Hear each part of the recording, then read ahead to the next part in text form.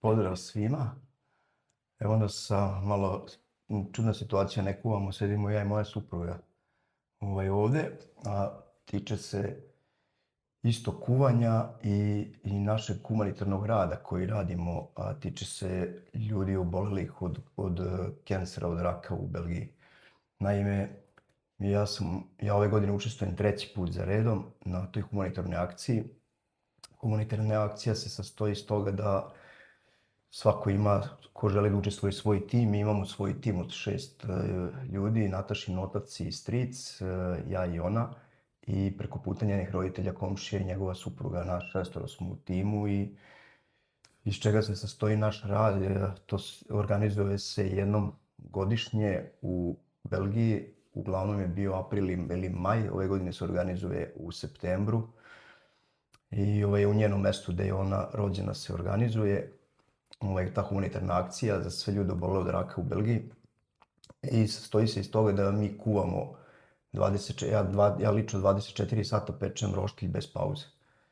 Svako izabere svoje i neko jelo šta će da sprema, znači njena porodica peku, ne znam, i hodogove i slaninu i šta ja znam šta već ide. Ja sam se odlučio prve godine na ćevapčiće srpske, ajvar i mileram.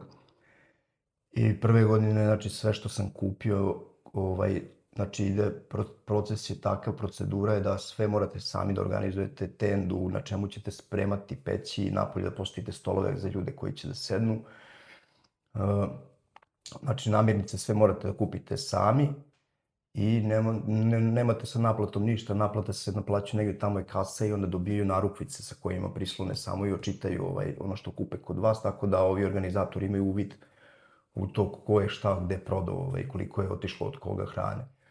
I sav novac koji ja ostvarim tim putem ide automatski za sve ljude obolele od raka u Belgiji. Ja to radim svake godine i ove godine ću isto i to mislim da ću mnogo više da kupim ćevapa, zato što sam prvu godinu sam prodao rekordno nešto, bio je plan da prečem 24 sata, ja sam za nekih 18 do 20 sati sve ispekao i sve prodao.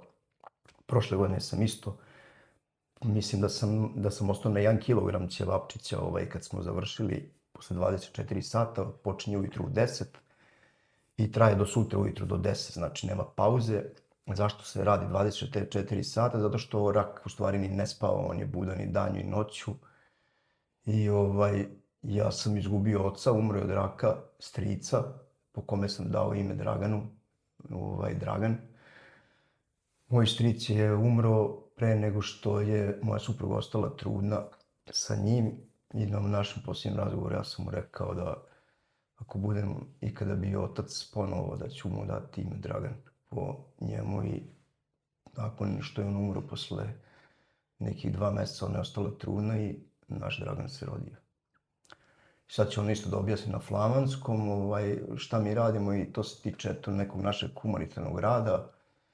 Mislim da nije teško nikome da bude human i da žrtvuje jedan dan da pomogne tako ljudima na neki takav ili neki sličan način. Hallo, we started wij zijn met Levensloop begonnen, sorry, in 2016. Toen was nog Levensloop Mazeik, nu is Levensloop Maas en Kempen.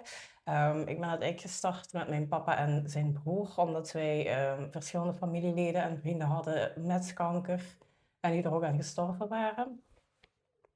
En wij zijn begonnen met een groep Beautiful Angels. Dat bestond uit familie, vrienden, buren, kennissen, collega's. En wij hebben toen, de bedoeling is om 24 uur dan dat evenement vol te wandelen met die hele groep.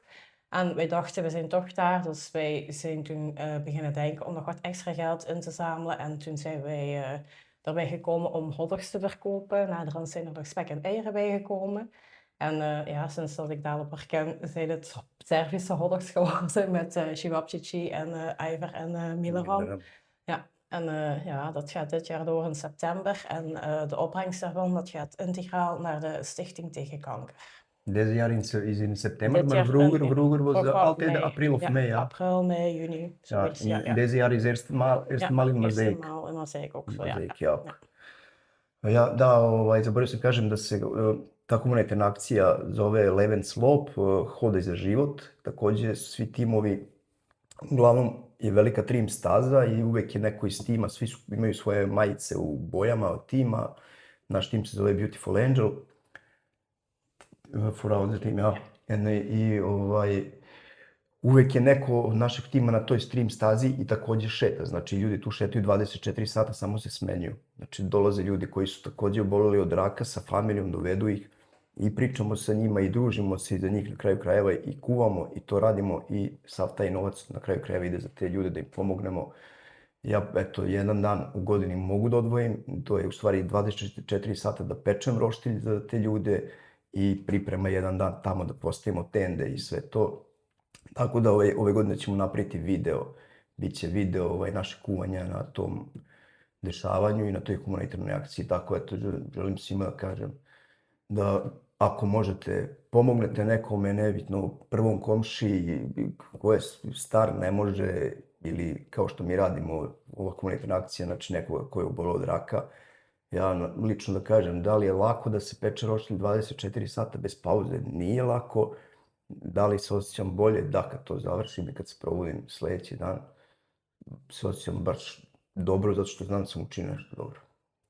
I to je eto neki kratak video za danas, nećemo znači kuvati ništa, hteli smo napravimo taj video da predstavimo taj naš rad u kojem učestvujemo ja i Nataša i Natašina familija.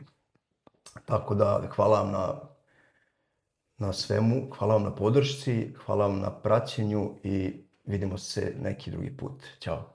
Ćao.